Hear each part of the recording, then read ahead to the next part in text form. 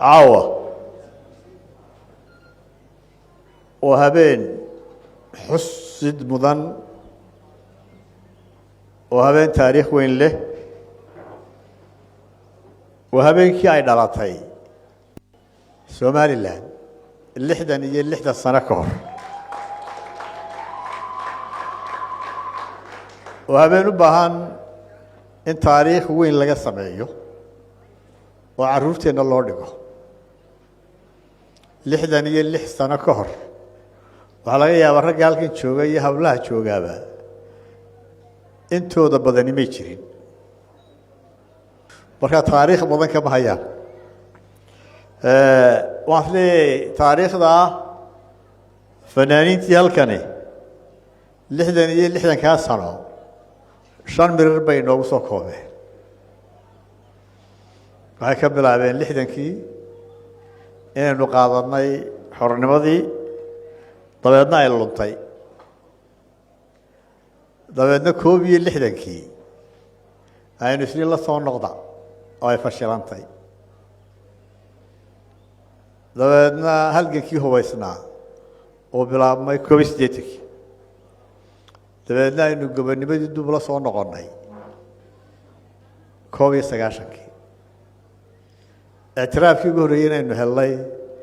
26kii ديسمبر 2025 أنا هذا البنك الشيعي يقول واحد الشيعي سيدي فنانين تدتك وحوار على عيال خبر يكوي مركا أنت عن هذا الكل الشيعي يقول سوى عيقلنا بين وقت على عيال ليه لا تنكشون الصومالي دول لما يسجد البلد يسعاوه لكن سوماليلاند baa lahaa calankii ugu horeeyay ee dhul Soomaaliyeed oo xor laga taago muu ahayn Muqdisho muu ahayn Djibouti muu ahayn Jigjiga muu ahayn Wajeer wuxuu Hargeysa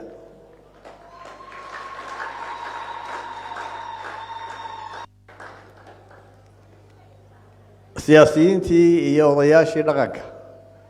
ee Soomaaliland lixdankii waxa waday dal jacayl iyo Soomaali jacayl taasana kaliftay inay iyagoo gobonimadoodii haysta oo qarannimadoodii haysta oo wax shuruudo ku xidhan inay xamar geeyeen adniwaati halka ka akhriyeysay waraaqihii dawladihii naaqoonsaday dibadana markaan soo gelayay waa ku yaala Somaliland loo aqoonsaday 26 Juun dal madax bannaan dadka ku yaalay marka halka ay ka soo galayno hoolka madaxdii dunida ku taala Soviet Union baa ku jiray imika waa Nikita Khrushchev baa ku jiray dadkii aqoonsaday Somaliland Masar oo maanta hadda ka soo horjeeda Somaliland ictiraafkeeda baa ku jirtay Maraykan baa ku jiray Israa'iil baa dawladdii ugu horeeyay bay ahayd boqorada Ingiriisku wayna hambalyeysay gobonimadana wayna siisay soddon kale oo wadanna waa ku jireen taariikhdaasi taariikh inta kale waraaqahoodii waa la soo helayaa taariikh qarsoomaysa maaha taariikh weeye nool oo jirta Somaliland ilaa 19 madaxweynayaashii iga horeeyay iyo xukuumadii naga horeeyayba runtii dadaal badan bay sameeyeen waxaan rumaysnahay inay albaab kasta garaaceen haddii laga yaabo mararka qaarkood sidii Saleebaan sheegay in laga yara baqdo arrimaha qaar anigu dalka markii aan ku soo noqday 1999 هذا ذلك برياس كسر نقضه إنك سو قرض حكومة هي نجوري أي مرة بيجي يدين شيء ما قرب تشوك دالو ديرود عصبار كسر على شبوتي وحل السعودية وفد بلادن والسومالي لاند oo hogaaminayay daahiriyaale waxa ku jiray Siilaan Allah u naxariisto waxa ku jiray Iskeerso waxa ku jiray Fagare waxay ka yimaadeen Eritrea markaas berigaas la lahaa Israa'iil bil soo heshiinayay joornaalana way qoreen laakiin de halkii laga ma dhaqaaqeen anagu markii aanu nimi Israa'iil gaar uma dooran laakiin maxaynu talaabaan isweydiino waxaan niri dhammaan dalalka ku jira jimciyadda qurumaha ka dhaxaysa aynu abiil u qoro codsi oo qoro dawladda Israa'iil wayna aqoonsatay aqoonsi dhabaab u ahaa inkastoo dawladda xamar tiri waa baraanka laakiin aanu baraanka ahayn wax cadeeyay markii aanu tagnay Israa'iil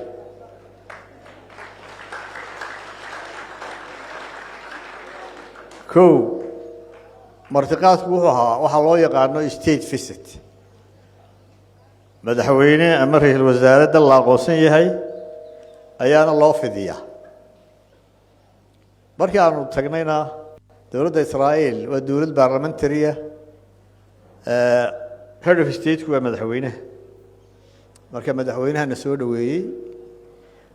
astaantii qaranka la tumay calanka Somaliland baa la saaray waana inta loo sameeyo madaxweyne kastoo yimaada hadduu Trump yimaado hadduu mid kale yimaado waxa kaloo aanu la kulannay intii aanu joognay dhammaan mas'uuliyiinta ugu sarreysa waddanka Israa'iil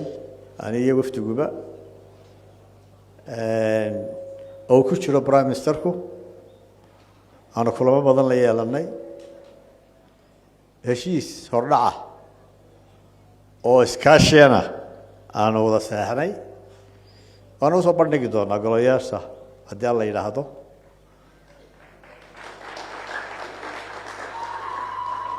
uu kooban yahay waxa weeyaan meelaha aynu iska kaashanayno kaliya ayaa ku qoran hadday tahay amniga hadday tahay horumarka ama beeraha ha noqoto ama biyaha ha noqoto ama caafimaadka ha noqoto qaarkood waa iska bilaabmeen biyahoo kale oo 25 injineer horena way tageen oo ka yimaadeen 25 nimankii joogay waxaan iska kaashan doonaa dhammaan aagaga Somaliland wax taraya oo biyuhu ka mid yihiin oo caafimaadku ka mid yihiin oo beeruhu ka mid yihiin oo kalluumaysigu ka mid yahay oo macdantu ka mid tahay waxaan filayaa waxa ka muuqatay shacbiga aanu tagnay xukuumadoodaba inay Somaliland aad iyo aad u danaynayaan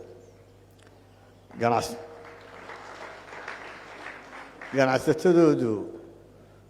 ilaa 1000 qof baa isdiiwaangeliyay kambaniyada Israa'iil in nala kulmaan laakiin wasiirka ganacsigu wasiirka dhaqaaluhu wuxuu ku xadiday 100 kambani waxaad arkaysaa rabitaanka ay rabaan gudoomiyaha baarlamaanka wanigii baarlamaanka tagay Knessetka casuumad weyn baa u taala Yaasiin waana wada xiriireen gudoomiyaha baarlamaanka Israa'iil iyo gudoomiye Yaasiin iskaashigeenu dhinacyadaas oo dhan buu khuseyn doonaa haddii alla yiraahdo waxaan u mahadnaqaynaa runtii sidii qiimaha badnayd ee noo soo dhaweeyeen hay'adahooda dhammaantood warshadaha ugu waaweyn kambaniyada ugu waaweyn qaar ka mid ah kambaniga ugu weynee farsamada ama technology-ga kuwa beeraha ugu waaweyn intaba waa la kulannay waxaan rajaynaynaa iskaashigaas badan in Somaliland ay ka faa'iido Israa'iil waa dal ka mid ah dalalka jimciyadda qurumaha ka dhaxa ku jira كلمة سوق قاضية سيما كنا هنا يا مدحويني هنا مصر دجال بدن بيجش مركان مدحويني السادات وهو قياس الشعب يسوينا الدجال كتير كريم مركان قانا ذاك بقاط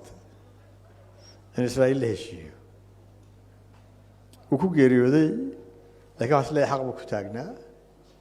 مركو إسرائيل له شيء حداعي دمان ضلك الجامعات عرب تكشره علاقات كويكا قوستين جامعات دي عربتنا ولا غير القاهرة صدح وضن موياني صدح وضن من صوماليا من عمان بها مركا محال عي لكن مصر قوان كيدي كما ينقر حرير كسيدي بكو صبايس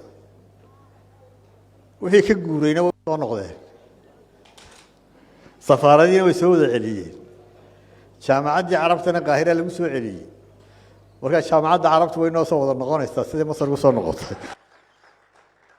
هذا نكوات كيسنا وارهو بين صار نقونية وزير مدحتوي كل شيء الشركة ده قارن كل ميني ما نوصل بندق دلال كذا حرير كيل اللي هي مركا ودن وين إسلامه بيلان وحا صبر الله لا نحي ما صار وأنا عندك هذا محنا وهيستي طبعا إنك شركة ده كبدا على حول أنا هاي كوت قريننا لكن وضع كاسته سعودية عربية خادم الحرمين مركا وعن هذا نقيا شعبي غير سومالي لاند لما تود ما أنت سيدي ملقاها لهيد أي سودويين إنك سنة مرر بدن إلي وحبيان لسودويين لكن يجا دورتي ما تيني سودويين وأنا مهتسين وحرم هذا نقيا سفارتها يسفيرها سومالي لاند جوجا حفلة كسر قيب قلي dadka ka socda organizationska caalamiga ah iyaguna jooga aad iyo aad baan ugu mahadnaqayaa qurba jooga Soomaaliland baan salaamayaa Soomaaliland waxay u baahan tahay haddii doonayno inaynu guuleysano mar horena waa arrimahan ku celinaya اعترافku dhammaantiin waa ka wada shaqeynaa laakiin dawladdu yaala laakiin waxaan nagu caawisaa nabadgelyada in ka shaqeyno iyo midnimada labadaas ka shaqeyno aad iyo aad baan mahadsantahay